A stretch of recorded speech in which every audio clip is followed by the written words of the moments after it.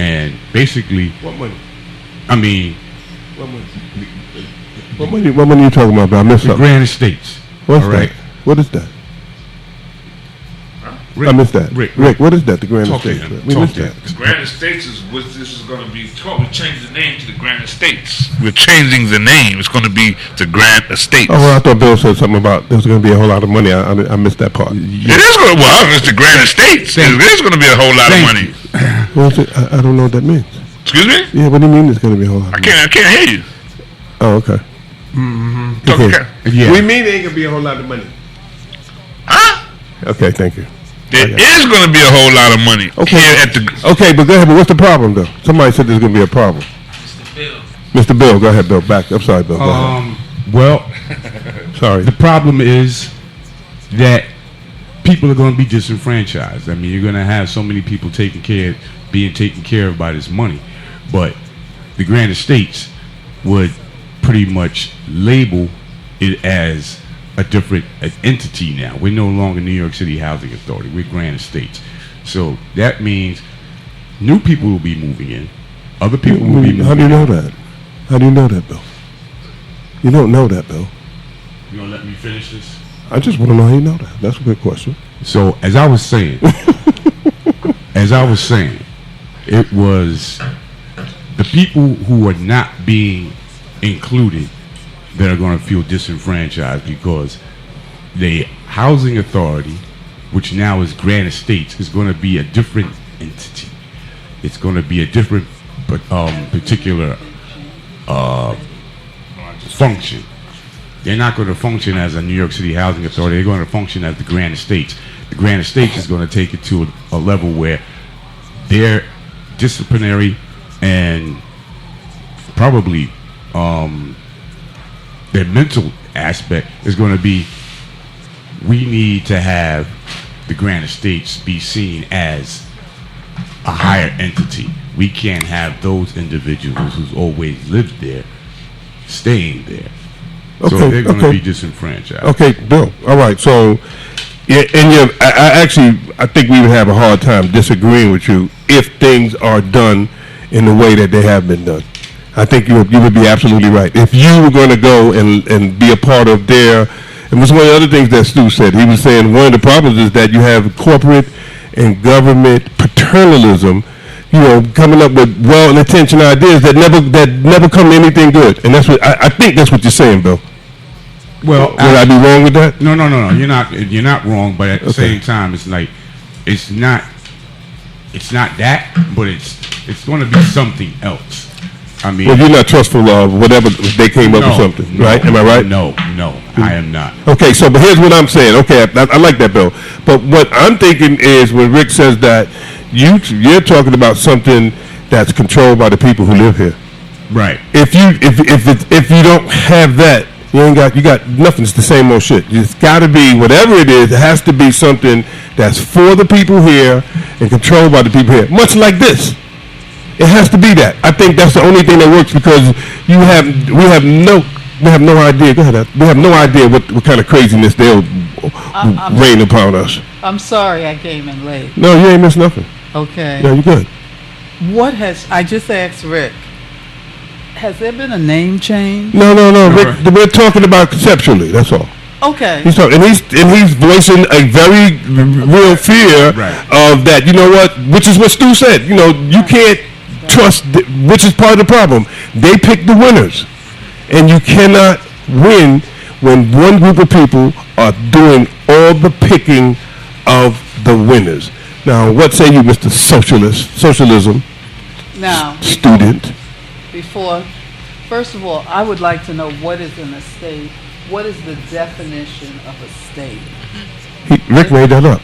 He just made that up today, just now. The guy, my guest made it. There was a guy on the phone there was a guy who made it up. That's just Rick was talking about that. Yeah. But that has nothing to do with what Stu was saying on the thing. We was trying to get people to react what Stu was saying, and Rick, as usual, threw out his own concept because he's positive thinking. T-shirts pretty soon called the Grand Estate. No problem. Nobody. I ain't against that. No, but I wanted to advance the conversation of getting people to not negatively look at what the numbers are, but to look at the numbers realistically and realize there's got to be a change. And you can't have a change, just like in sports, until you recognize that somebody is kicking your butt.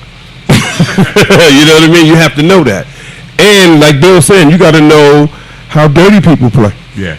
You got to know. And you got to know how dirty people play. You can't walk into the deal acting like you don't know that what's going to happen as soon as you trust the wrong people. Come on. I always think it's easier, and this has just been my pet peeve is that why, when they just give the money to the community, they can screw it up just as well as any of those idiots. And so what if it gets screwed up? You get rid of the screw ups and you bring the new people in. They have $94 billion every 12 months. It ain't like they only have $94 billion one time. This is every 12 months, man. So, people can make mistakes, man. They making them and nobody know nothing shit about them. Come on. So, I think Bill's right. We should even forget them. No. They don't need to have nothing to do with it. I disagree. Well, go ahead. I like that. That's good. Cool. Go ahead. I disagree. Let's hear it. I think it comes to the concept of not targeting Brother Bill, but at the same time, let's think about. What do you disagree with? I disagree. Of what? Calling it a state. It's about the mind state. Oh, okay. This is where it starts. Okay. I mean, we have So never. you disagreeing with Rick? No, with Bill. Oh, unless Rick is not down. Rick is the one that made up a state. Rick made it up. That's Rick. The guy who Rick's caller made that up. I'm with it. You with what? I'm with it. With what? The mindset of it. Okay. The whole concept. Of just like how we said the university. concept of. Granite State. Okay. Yeah, man. But then you hear what she just said. She just said, "What does that mean?" He just had one definition. Bill just threw out one definition of what he thought that mean. And if Bill has a definition, you don't think the other 800,000 people who live here, whatever the number live, they're all going to have an opinion of what that means. So that's why I said, instead of going there, just focusing on the money and who's deciding where the money goes. Forget about that stuff. Those are the things that you're talking about that you agree with. Those are what I call happy problems. You want to have the kind of happy problems that you can just sit around and discuss them and figure them out. Those are the kind of problems everybody should welcome. Happy problems. We could sit down and somebody's going to come up with a reasonable answer that everybody can agree with.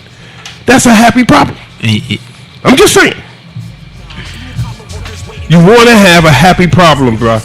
So what I'm thinking is that what we should be focusing on, and this is just me because I ain't no graduate student, on the idea that the money is being spent by one group of people in the name of everybody else, and no one has any input but that one group. And my question is the running of the culture, is that regional or cultural? That's my intellectual question. Is the running of the culture regional or cultural? Because if you answer that question, you'll start to realize who's running shit and who's not. You know what I mean? If they ran the country regionally, then we'd hear periodically from people who live in different parts of the country and what they think. We would know more about other people. But I don't think that's good. I think things are run culturally where one group of people have been in charge and everything, and then we react to everything they do. Definitely. And I don't think we should. Definitely. I think we should, treat it like sports. In sports, you go in and say, you know what? We're playing against Kareem Abdul-Jabbar tonight. And he's a bad man. And nothing you do is going to make Kareem Abdul-Jabbar be somebody else unless he don't feel well. While the owner sits there and just watches. See what I'm saying? So you have... That's the estate. That's what the estate is. Well, okay, but see, you're a graduate student and boom. So our job is to help people to be smarter. So I always think that when you're talking, you should talk and think about that you're talking to people who are maybe like in the 5th or 6th grade. So if you come up with something difficult, people will easily understand I think Doug Frazier would take Kareem Abdul-Jabbar's heart. No, I don't think so. I think so. No, I don't think so. Look with I've seen what little guy from Houston. Of Calvin Murphy. Calvin Murphy. Beverly. You see how he went at Kevin Durant? He's a little dude. Kevin Durant is not Kareem Abdul-Jabbar, I'm just saying. He's not. But I think if you went after Kareem, you would take his heart. That's what I think. It's too late. Huh? It's too late, even if I could. I'm just saying. Too late. I'm just saying. Too late. Come on. Too late. Too late. But I'm not trying. I'm not trying to I'm not trying to make the conversation about the money negative, except for but just I was a little forceful when I was saying that we should do something about it, because people should recognize when people are shitting in your shoe. You know what I mean? When people say you should pull yourself up by your own bootstrap, but they don't tell you that they defecating in your shoe every chance, inside your boot every chance they get. And I think sometimes you just can't. You just gotta let people know that you see them. Like, you know, when we watch the TV and we see the Republicans getting up there and they saying this is what the American people want. You sitting around going, wait a minute, all you got, there's a whole bunch of white guys, and we can see them. They act like we can't see them. That there's nothing but white guys talking. The country is not made up of that. You know, it's so interesting because when I talked to you earlier, I told you we need to see New York 1 today. Yes, you said that. Right. And these young people who were going crazy in the street and just going over the turnstile. Or about what? About the economy and about, you know, Where was this at? people unable to get to work. Here in New York City. New York City. In New York Some young City. people were protesting about the economy, about police brutality. And where was this at? In New York City. Yeah. Where? All over, she was saying. Downtown, I wish we could pull it off, see it, because these were all young people. Well, we didn't. None of us saw it. Yeah. Rick didn't see it. I didn't see it. No. But see, that's the point I'm making is that and this is your point, is that there are things going on that people don't know about because, like Stu said, we're not represented. They don't care nothing about the people in the project. The main media is hyper focused on negativity in the housing, in New York City housing. That's all they do. So, my point is that you want people to look around and see what's going on, and if you want somebody to stop doing something, you just can't tell them, oh, yo, stop kicking me in my butt. You can't just go to somebody, you can't go to Kareem Abdul-Jabbar and say, man, stop, or LeBron James and say, come on, LeBron, stop doing that. He's going to look at you and say, not going to be able to do it. He's going, And so I think that's how you should look at the people with the money. They're not going to stop because they can't. They've been winning. So you have to get people, vote people in, use the system, vote people in there. That's going to stop that. That's how you have to do it. And and when you see those kids and everything going out, those are the signs that show people that there's displeasure. Now you see, think about this. They had the inquiry for the impeachment thing, and not one Republican person out of 169 Republicans, not one of them voted and said that maybe he should be checked out. And so that should tell you right there that, you're not getting anywhere when not one of them. Not one. Not one? That's really ridiculous because that's not real. 190. You couldn't get all your children to agree on anything. And I know that. I got my own kids. I couldn't get my kids to agree together on anything other than me giving them my money to do what they want. That's it. So. But other than that, you ain't getting that. But you had 169 Republicans voted and said the guy never did anything wrong. 196. 190 something. 196 Republicans that said that they agreed with him locking up people's kids, lying like a rock, cursing on TV. Listen, he called somebody a bastard yesterday. Well, I mean, And my daughter's sitting there. Trump. I don't pay Trump any mind. I expect that from him. But he said that bastard, and my daughter said, I didn't hear him say that. yes, she did. What are you talking about? Yeah. She talking about the president. No, who was he talking about? Who doesn't? So what? I'm going to say. So what? So what? Who are you talking about? I mean, it doesn't matter. It doesn't matter? No, it does not matter because he doesn't care, and he didn't get to be the president by himself, man. You got to wake up and I think we should be looking around and saying, hey, he didn't make himself the president. He got to be the president, even though the lady that he said was a no good crook, she still got the no good crook still got 3 million more votes than him. And he said she was a crook, and I'm talking about whatever her name was, Hillary Clinton. He said that Hillary Clinton was a crook. She ought to be locked up. 3 million more people voted for her than him. So I mean, you got to say to yourself, he's not a popular. He's not. He didn't win the popular. He's not the guy. He's not the guy who, if he had a popular vote, he wouldn't have got elected. And then he's in there saying all these things, and I believe he's in there because of a cultural backlash.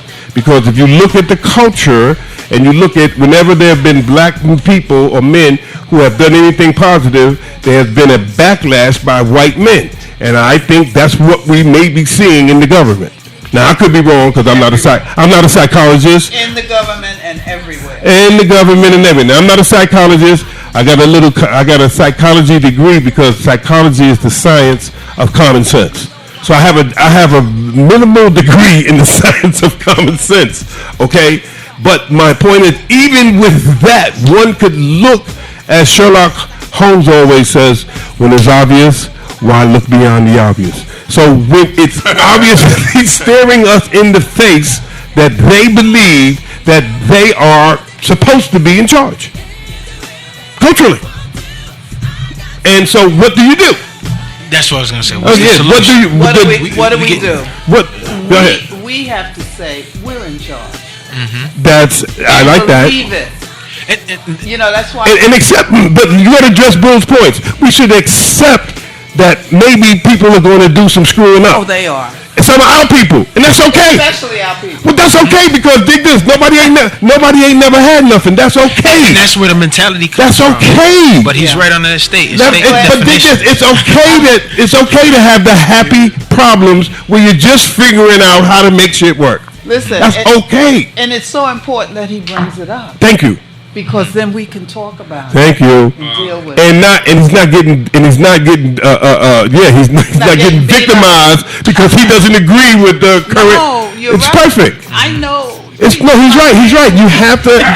So you have to help people to be smarter, and you ain't gonna get smarter by not having, like as Rick would say, positive influences and people being willing to accept mistakes. The people gonna make mistakes. It's okay. You see this thing called a machine in the pocket, and you call a machine in the pocket? MITP, baby. I just text a rock star with this machine in the pocket. MITP. And the rock star goes by the name of Stuart Reed. Oh, the man's a rock star. Did he call in? Is he calling in? I just text him and ask him to call in, man. We want to hear from the king.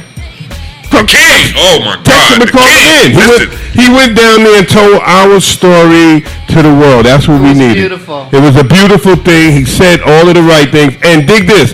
I'm happy that somebody like Bill can say, man, we gotta watch out. We're gonna be fucking shit up. Okay, thank you, Bill. Thank you, Bill. But I would rather see our people do it than to let people screw it up for us like they've been doing it all along. And there's a famous movie with Paul Newman when they picked Paul Newman to be a lawyer in this case. It's one of his a few movies. I don't know if people have ever seen it, but it's a movie with Paul Newman, and he was a washed-up lawyer, and they picked him to take on this big case because he was an automatic loser, just like A Few Good Men.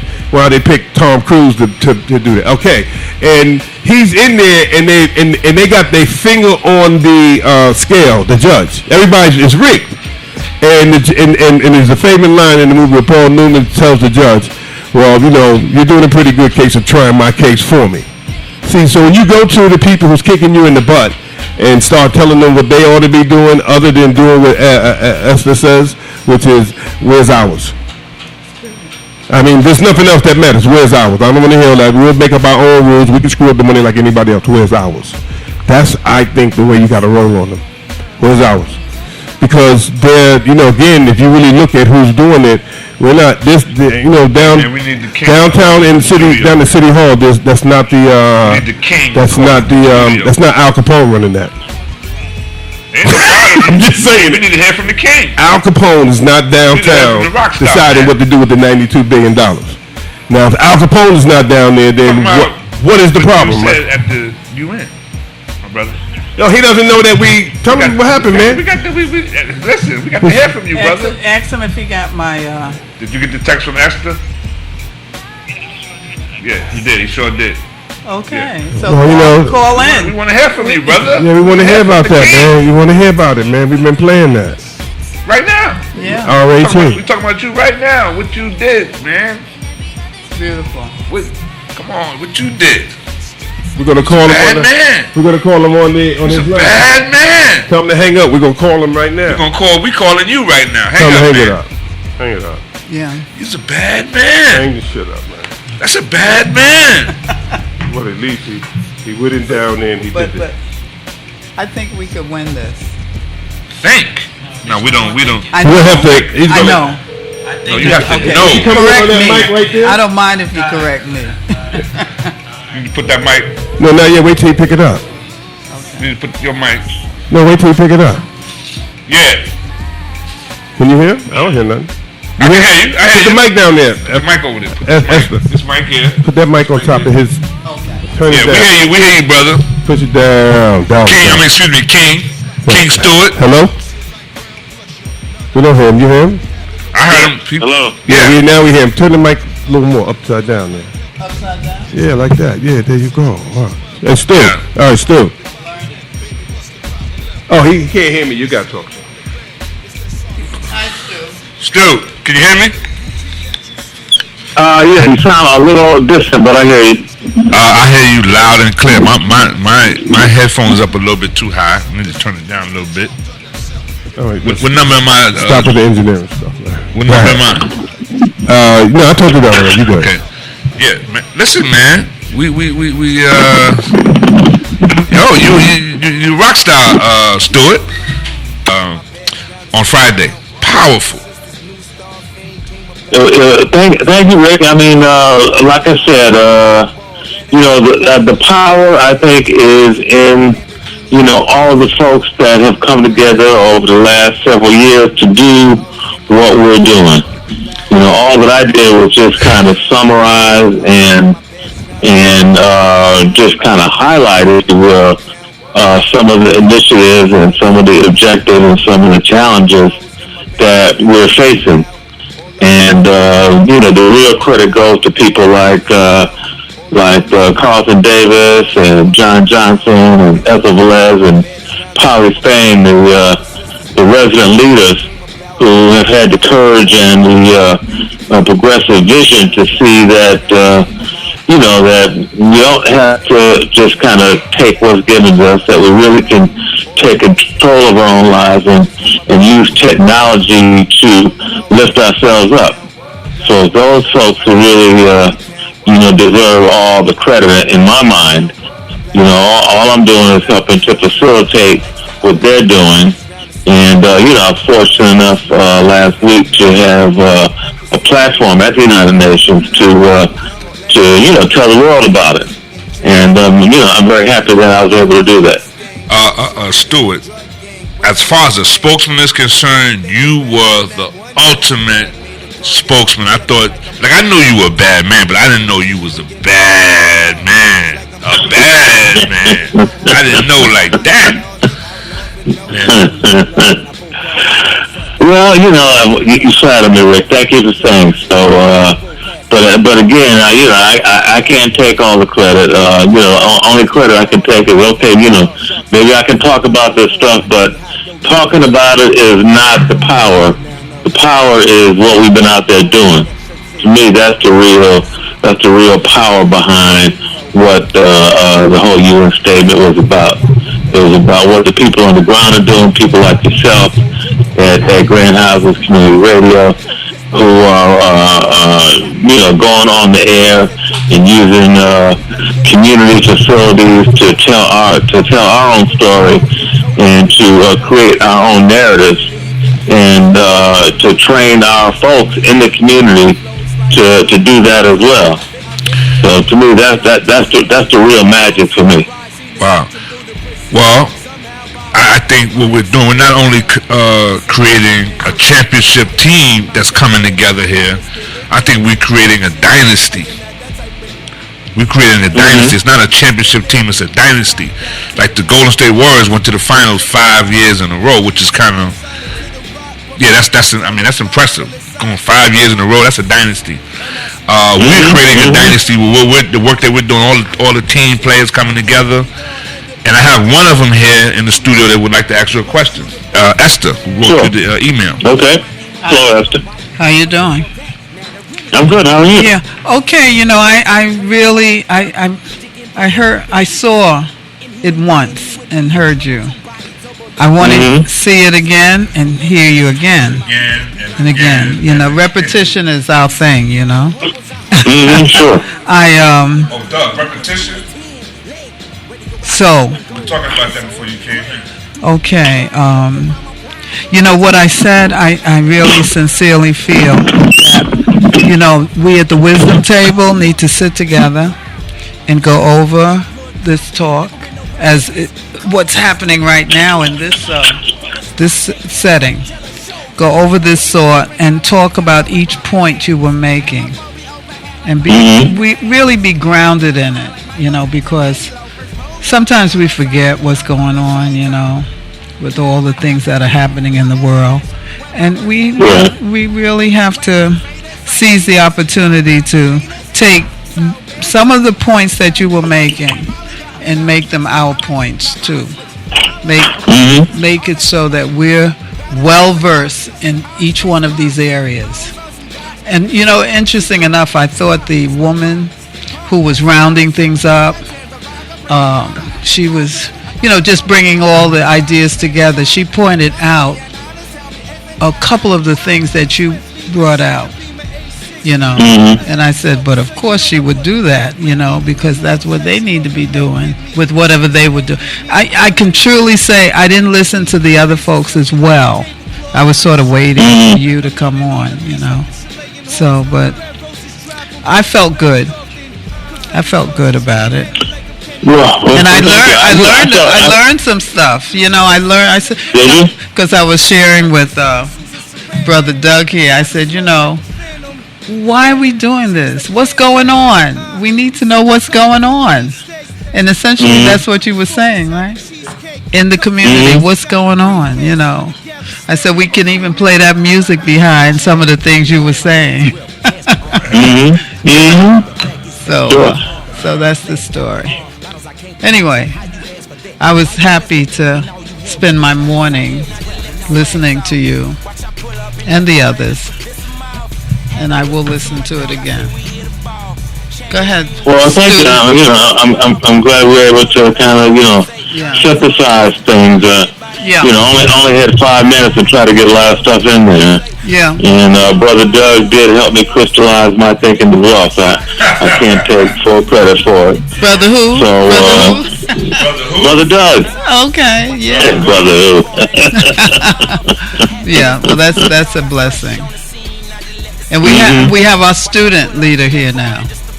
Peace amongst you. Okay. Again, congratulating you on what you did, an amazing job in awareness. I do have a question. Can you break down for us about the 17% and the whole 90% of the city contract and the group of people who are getting it? Just breaking it down for me, please, sir. By the way, it's me, sir. Can you repeat your question? I couldn't understand it. Brother Minister wants to know about this. Running at the 17%. Yes, sir. Keep talking to 17%. 17% breaking it down about the 19%. And breaking it down about the 17% and the 94 billion. And the 94 billion that's given every year.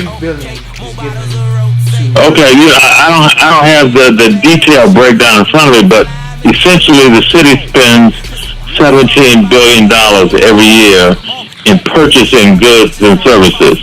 You know, this is not payroll or anything like that. This is going outside the city and buying things, goods and services they don't have. $17 billion every year. And of that $17 billion, only 10% goes to so-called minorities. 90% goes to white men or companies owned and controlled by white men.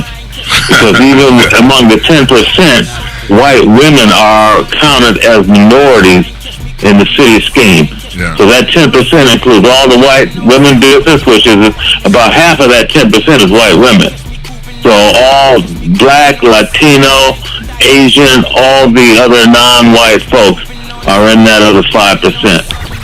So, you know, one of the things that I kind of wanted to point out was that, you know, we live in a city that is 70% non-white. Yeah. And so, you know, it's really quite appalling that, given that we're 70% of the population, and we're getting probably less than 5% of the actual goods and services purchased by the city of that $17 billion every year. Now, Stuart, I didn't do that well in school. Is $17 billion, is that a lot of money? It's a lot of money, man. 17,000 million. How many millions? 17,000 million. That's a lot of money, man. And it's every 12 months. I mean, you know, January to December they spend it, and come the next January they spend it all over again.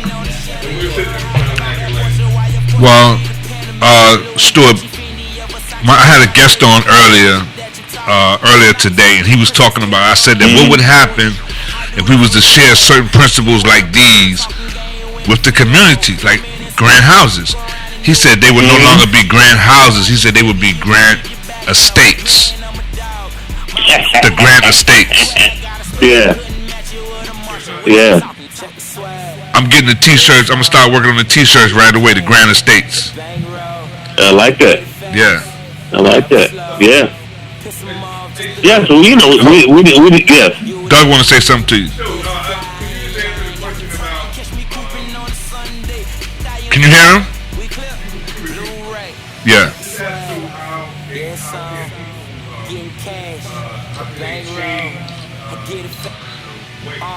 How can it change what? What can they do about the fact that they're taking the money and treating people like they're Or he was saying, what can we do about the fact that they're taking the money and doing what they're doing with the money?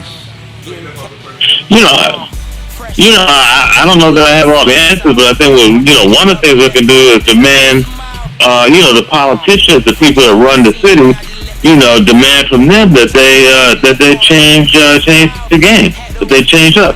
It's the politicians, elected officials, and people hired by the elected officials, by the city bureaucrats that are making these decisions. So people from the mid. What's that?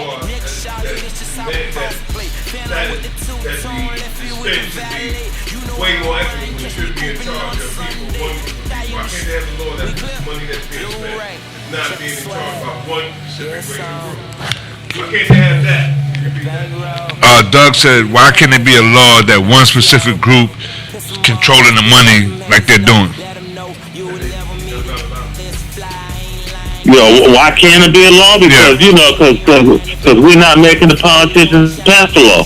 Could be a law, could be regulation, but we gotta make that happen. Should we ask the politicians to put on the agenda that we should be given a greater piece of the pie and not allow them so that they're gonna go down there and get the system to be fair? But that's what I've heard. Well, I think we need to demand. I think it's time to stop asking and start demanding. I think you got to be more affirmative than an ask, because an ask is can always get a no to an ask. So I think you got to be a little more aggressive than that. That'd be my position.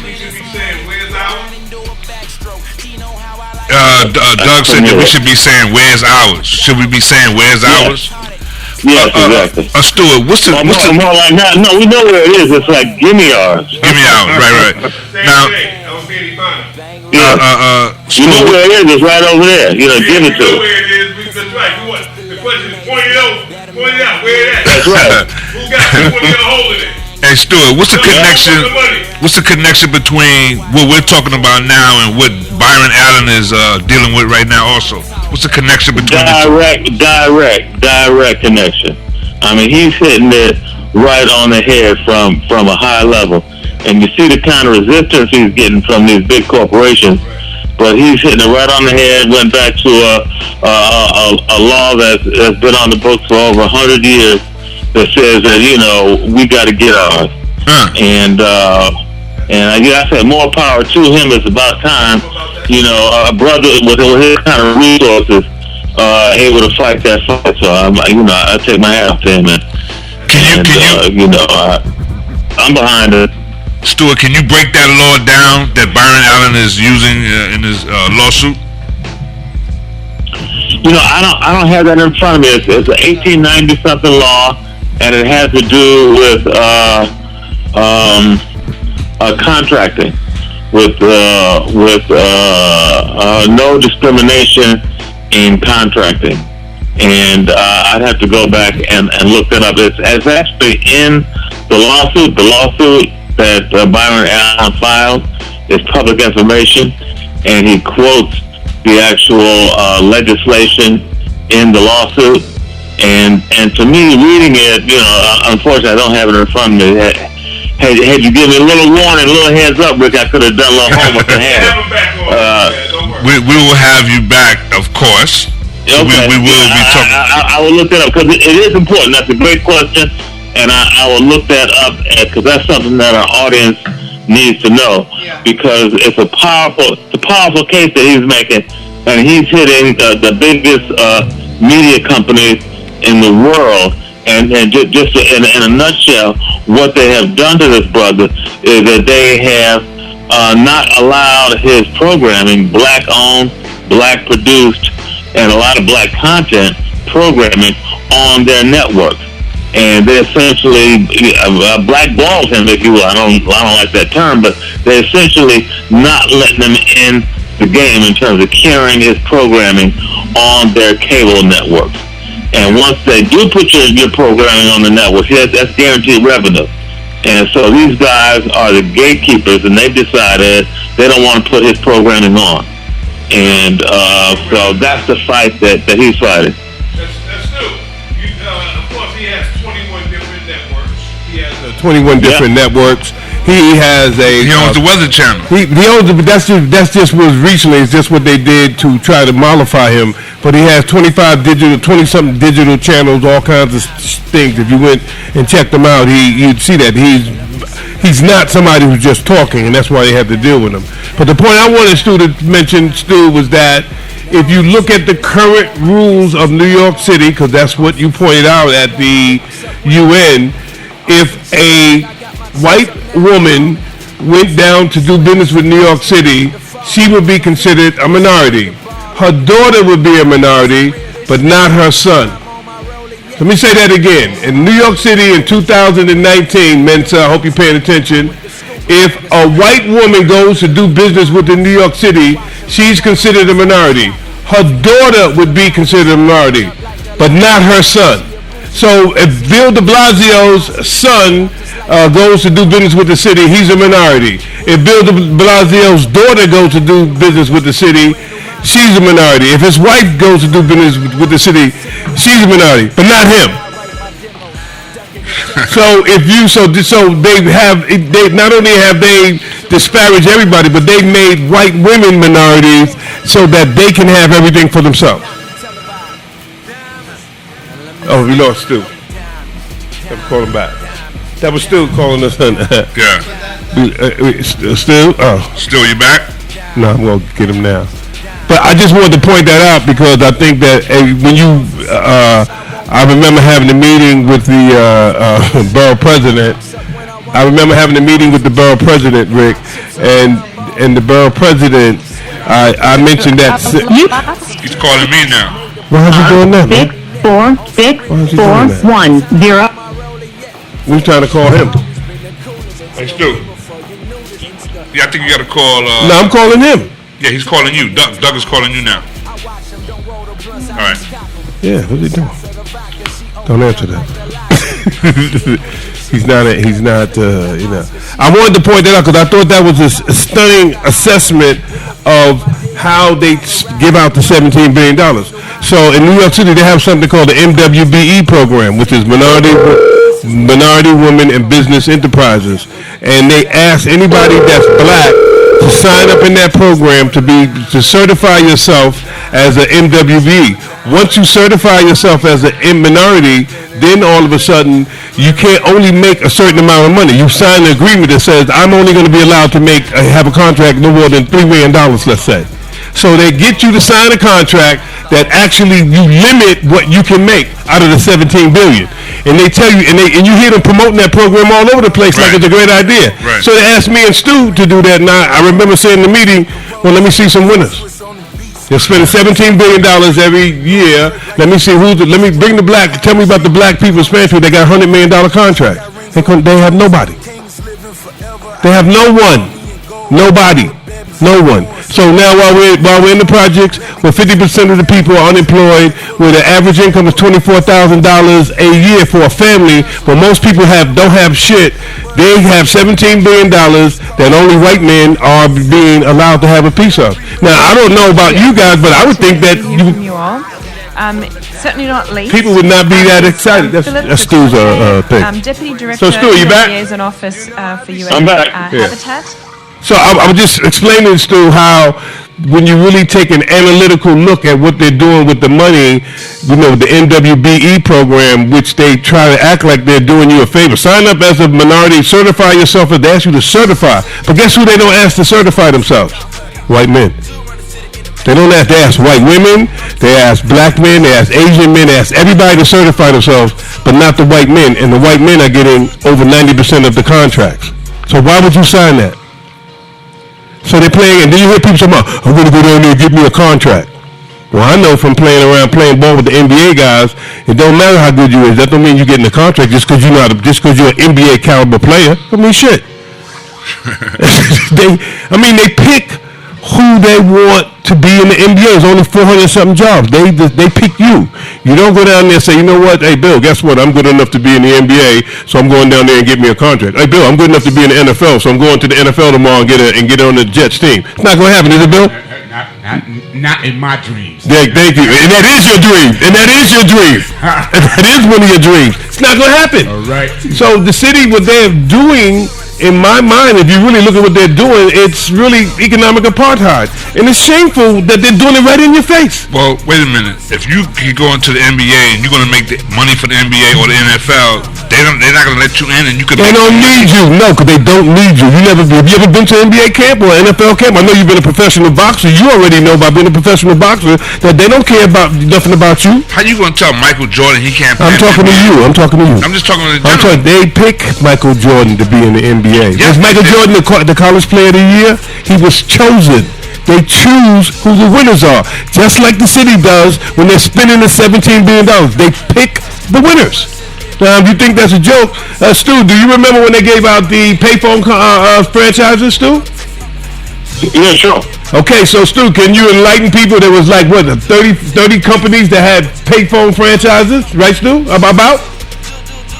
Yeah, well, quite a few of them, and they just essentially took the franchises away and put them all out of business. Gave a brand, Put them all out of business. I'm sorry, what was that? I said they put them all out of business. Yeah, they put them all out of business, and most of them are probably white folks. We knew about one brother of them, the Cumberbatch guy. We knew about one brother that had a payphone franchise, but these are mostly white folks that they put out of business because they had selected another provider to come in and to put up these so-called Wi-Fi kiosks. The big ones you see on the street? In the same locations where the payphones were. Those big, essentially, you got a no-bid contract. Okay, Stu, let's just clarify it. So essentially, where we used to see all those payphones out there, they told all those companies to get on your horse and go back where you came from. Much like what happens when you have a girlfriend when you're young and she don't like you no more. One horse to ride on to get out of our house. We've all been there, and vice versa. Excuse me, Esther, and vice versa. We've all been there, and that. And what they did was told all those guys to get out of here, and they took. You see those big giant things on the corner that look like cell phones? They took that company and gave that company a no bid contract and told everybody else to get the fuck out of here. Okay, I don't know if they used that word, but I heard them down there screaming and crying about that. And they told him to get on out and dig this. And the reason why we know so much about it, because at the same time, we had a citywide franchise ourselves, and they asked us to take one, and we said, nah, no thank you. Yeah, we don't need your shit. We didn't take it because once you get a franchise, you learn about them. It's what we did. And so when they decide that they don't want to do nothing, that's why you hear people on TV talking about, we don't want to get rid of our private insurance. Really? Because if the boss of the company decides that he's not going to be doing private insurance no more, you ain't got no more private insurance. People don't even know that. They're so stupid. They go, I want to keep my private insurance. They fire you from the job. Your insurance is done. If you mean mean to tell me you don't want insurance that's being paid for by the money that all of our money? I mean, think about how crazy that is. People are getting on TV saying, I want to keep my private insurance. No, not realizing that that's a private company, and when the company decides that they're not going to do that anymore, nobody can make them. There's no law to make them give you insurance. Nobody. So if you got guaranteed insurance, why wouldn't you want that? I mean, even if you don't take it, why wouldn't you want that? You see how crazy people are? We don't think about our self-interest. We think about abstract things that has nothing to do with your self-interest. That's why it's good to be on the team and to have a collective and to have people that have different opinions so you can talk about it and go, like with Bill brought up earlier, I didn't even think of that. You need this, like some of y'all saying, we didn't know about the payphones. And the payphones didn't disappear by themselves. They made them go away. They told all those companies, get out of here. And they was all paying. And Stu was down there when they was at the hearing where they was all down there crying, they're going to go to court. They thought they was going to win. Remember that, Stu? They were really pissed. They gave them a little bit of money. Get out of here. Go away, but they put them out of business. Took them out. And they were talking to a couple of the guys who said, we don't want the money, we want our business. And a couple of the guys said, we've had this business for generations, passed down for generations from family to within their family. And the city just decided that, okay, it's over. And the guy who they gave walking away money, and that was it. And the guy they gave it to, a white guy. White guy. They gave it to a white guy. They threw all the other white guys out and gave it to the big white guy. This is what they're doing. They're consolidating the game, and so that the people who have the more are getting more. Instead of making it so that, like in sports, there's a new season every 12 months and new people get a chance. They don't do that. Guess why? Because they're getting the money, and you look at the system is actually, I would have to say that, if 17% of the people are deciding what to do with our money, that we some punk asses, man. We're punks. I think we're punks, man, because somebody is going in our pocket. Just imagine the worst, to put somebody in your family who you don't approve of, is going to take everybody's cut out of everybody's money every month and saying, I'm going to decide who's going to be the winner with the money. None of us will let that happen. But we let it happen with the government, the municipal money that the government, and they have a lot. And I think everybody would agree at this table that $17 billion, ain't that a lot of money? Anybody here think that's a little bit of money? Anybody? Yeah, right. That's a lot of cash, man, that you're not participating in. And did you know any of this stuff, man? This is the economic system. And did you know that if you look at the mayor, white guy, right? There are 26 mayoral agencies, and out of the 26 mayoral agencies, the ones that spend the money are not headed by anybody of color. They're all headed by white people. Say that? People who might be interested What? in learning what you're just sharing. We should have. I would like to get Stu in here and have have you guys back, have everybody here again at the table, and bring DJ Blast back and not infuse on his time, because that's what we did today. Sorry about that, DJ Blast. Yeah. We just rooked his time about because Stu was on the UN, and he graciously played right on. He said, I'm entertaining myself and them too. So you need to know this. But we need to have people sitting back again, because again, the MONEY, and when Stu got up at the UN and talked about things could be free, there's plenty of money to make that happen. And I would also bring Stu the picture that you took when we were invited to an invitation-only bidders conference in one of the city housing projects. Would you care to tell people about that, Stu, please? Yeah, there was a bidding RFP put out for folks to put in security cameras in public housing. And we applied to the RFP, because that's something that we knew well how to do. And they had a pre-bidders conference at one of the housing developments in Harlem. And I went to the conference, and there were about 75 people that I actually did a rough count. And there were 3 people that looked like me. When I say like me, they had skin that wasn't that had some pigmentation to it. Any women? And one of them was, Was there any women? I couldn't hear that. Ask them if there any women. Were there any women there? No, I don't think there were any women. So they were way in the background. I don't remember any women. There were a lot of Eastern Europeans and a lot of heavily accented white men. But no, I don't think there were any women. And like I said, there were like 75 folks there, and there were like 2 or 3 other people that looked like me, and they were in the background. They looked like they were like the assistant guys working for the white guys. Chauffeurs. So it was pretty amazing. They had 3 of the nicer folks up in the front of the room talking about how they're gonna do this, that, and the other. And I got a picture of it. Yes, and it's amazing. See that picture, Doug and I've talked about. See that picture, man. Whenever you see a bunch of white folks walking through public housing, you know they're about to let out a big contract, or they have already let out a big contract, because that's when they come in and suck up the money. And it's right. Really deplorable. And they're doing it right. Yeah. And when you see these politicians walking here, these city council people walking here, and you don't demand that they get us some of the money, or we gonna vote them the fuck out of here. You don't hear nobody saying that. I don't get that. They hear somebody who ain't delivering nothing. Why does they have this? There's a white guy up there that's the city council person. I mean, what has he done? $17 billion being spent. How much have been up? How much has anybody gotten around here for anything that's positive? They don't do that, because what they do is they send in the media team to say that everything that's going on around here is not positive, so they don't have to give you nothing.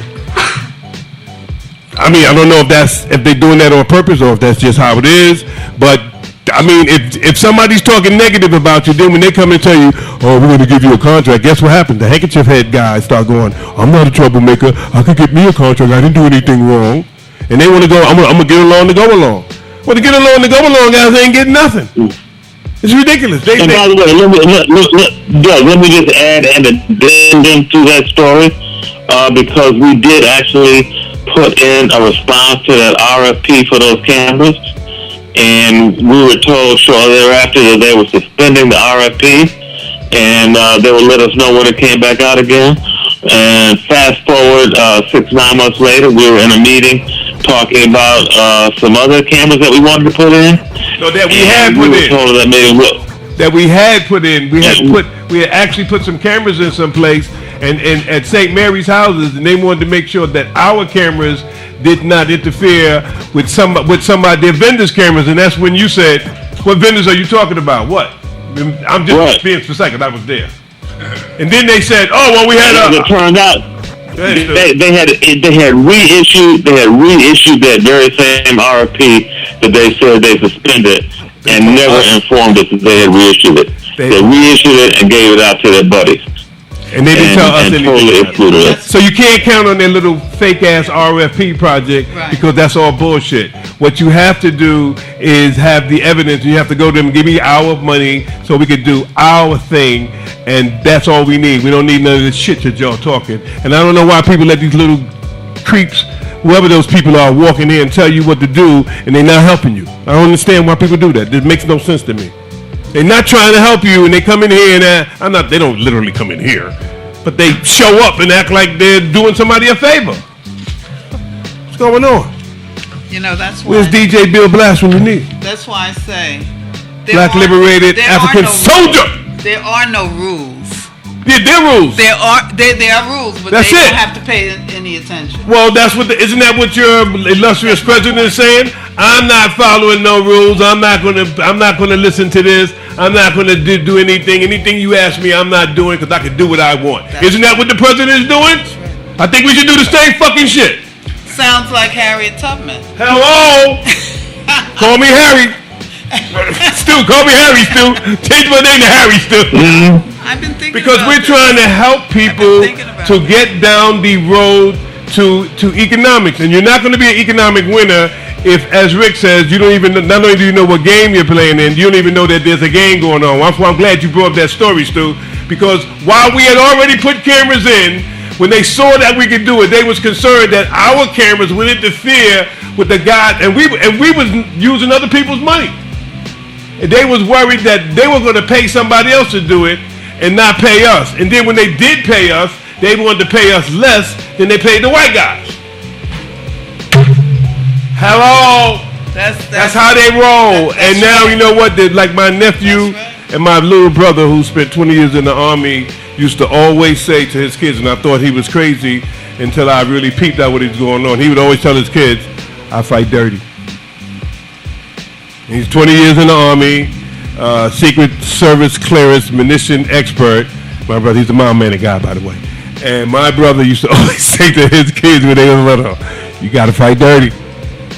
Because they fight dirty. And we don't get that. We don't want to fight dirty because we think fighting dirty means we take out our knives and stab somebody in the eye, because we actually take fighting dirty literally. And we shouldn't. You know what I'm saying? We shouldn't take fighting dirty literally. You shouldn't take fight dirty mean that you're doing all of the mean things that you could do. Fighting dirty means, Rick, that you're up for the challenge. And you're communicating. And you're not only communicating, you're letting them know that when you knock me down, I'm going to get up 2 times stronger and you're going to regret it. That's how you fight dirty. You got to let them know when you knock me down, that's going to cost you. And maybe I don't knock the shit out of you, but I might knock the shit out of your cousin. You know what I'm saying? You have to let them know that you're not playing with them. And one of the things as black people that we're very good at team sports when we feel like it. Say it again. We're very good at team sports when we feel like it. So that's why what Bill was saying was right. You got to get everybody to feel like it. You got to get everybody to understand that this is helping everybody. And say you can't have nothing when you leaving anybody out. You got to make sure everybody's getting some of it, whether you like them or not. Everybody's in. If there's some winning going on, everybody wins. That's how you got to look at it. Not try to go, oh, well, you can't win because you wasn't with us, Bill. Or you can't win. You can't do that. You can't do that, man. Not when you're talking about the money that belongs to everybody. You can't do that. You know, Stu, are you there? Mm-hmm. You see? I'm here. I was looking at Pinckney, and I was sharing Reverend, yeah. Reverend Pinckney, and he's basically saying that is so. You know, I got a lot out of his presentation because he was saying that, you know, there are no rules. You know, and as a 66-year-old man spending how many years? 4 years for nothing. Mm-hmm. I mean, in the big house. Yeah. Huh. And it was the young guys who protected him. Interesting. Who's that? It's a whole. He's a guy that was on the. He's a guest that we don't have the benefit of, but he's a Stu does. No, you're gonna say it to me, but just for the people who are paying attention, okay. This is a guest who was on our other show, The Wisdom Table, who's done a 2-parter with Stu and Esther that comes on live on Tuesdays at 2:00 from the West Side. But if you go to our YouTube channel, Streaming University, our other YouTube channel, because we got more than one. If you go to our other YouTube channel, Streaming University, you'll see all 3 seasons of the Wisdom Table, and you'll be able to pick that particular show out. You'll also be able to see 45 different shows done by Rick Young sitting over there next to you. We have a playlist with 45 of his best shows on that particular playlist, and hopefully sooner we'll have some archive performances of DJ Bill Blast, the Black Liberated African Soldier. That's right. Respect! Okay.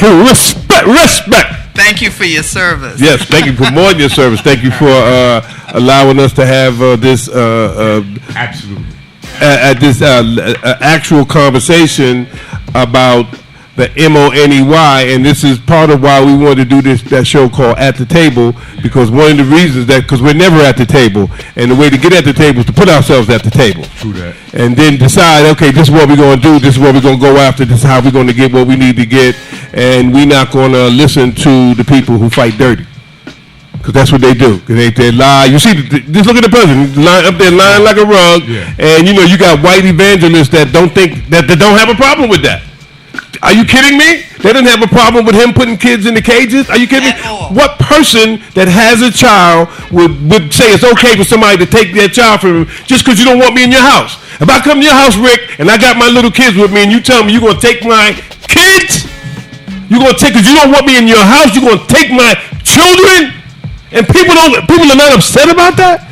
I mean, you're a social worker, Menzel. I mean, wait a minute. And really, I mean, come on. They take your children. Are you kidding me? Whatever the age, especially the young ones, you know, under 8, 7, you know, they'll never be the same in life. How could that be? How Never be the same. How could anybody think that's okay? That's been proven. But Esther, These kids are gone. Esther, I know you're a doctor, but how could that be okay? I'm just talking about on the surface. How could that be okay? Okay, Rick, the Mensa, you're a social worker. How could that be okay? What's the benefit of that? Why nobody's upset about that? Because they ain't no. I don't understand that. I mean, you know what I'm saying? How could you do that and people stand around and say, well, you know, it's those people's fault? And they're lying in tents in the desert. And dig this. Do anybody here think that he wouldn't do it to your kids? Okay. Are you kidding me? Nobody thinks that? You don't think that, Rick? You don't think he wouldn't do that to your kids? All I'm saying is that I don't understand why people's hair isn't on fire about. He should be impeached. I would be voting to impeach him just for that if they had a public, you know, impeachment vote. Okay, let's vote for public impeachment. I would if somebody said, what should we vote against? I would say taking the kids and putting them in cages would be, you know, a impeachable offense. I'm sorry. Nobody who would go for that? Who anybody here would say that's okay? Even if you hate somebody, I don't want their kids. I mean, I hate somebody. I hate their stinking guts. I ain't got no love for them. I'm not taking their damn kids. I don't understand. How do you hate somebody like that? I'm just crazy. I think that's true. That's all right, man. I think we should. Listen. I think we should quit while we're ahead, man. Cause I think we should let the DJ Bill Blast play some music. Yes. And I think we should quit while we're ahead. I mean, because I just can't. I mean, I'm here with when you're here with two practicing professionals who we happen to be here with right now. We're here with two practicing professionals, and I'm not going to go out and say it. But we got two actual real professionals in here. And when you can ask a question and they can look at you and go, it makes no sense, you know it's time for the music. It's time for the music when both of y'all can have that look on your face like nothing can be said about this. I mean, just take your damn children. Evil. All right, let's bring in the music. The class is always in session. Oh yes, and remember, at the Streaming University Project, remember this, boys and girls. If you tune in next week, not only you just might learn something, but remember this: class is always in session.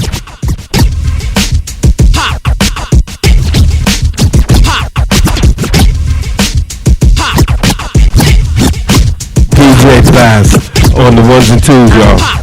Philippe, tell us, what is the impact of frontier technologies on urbanization? We're going to thank my man, Mr. Stu Reed, for impromptu coming in and giving us a lesson on economics, on the economics of New York City. And maybe next week, next Saturday, we'll come back again, and maybe we'll get Stu to come in here, and we'll kick the ballistic part 2, and he'll bring some pictures and some more demographics, and we'll kick the ballistics about me and Stu's 20-year experience as citywide franchisees and listening to all the excuses. Man, you ain't gonna believe some of the shit they told us. Later.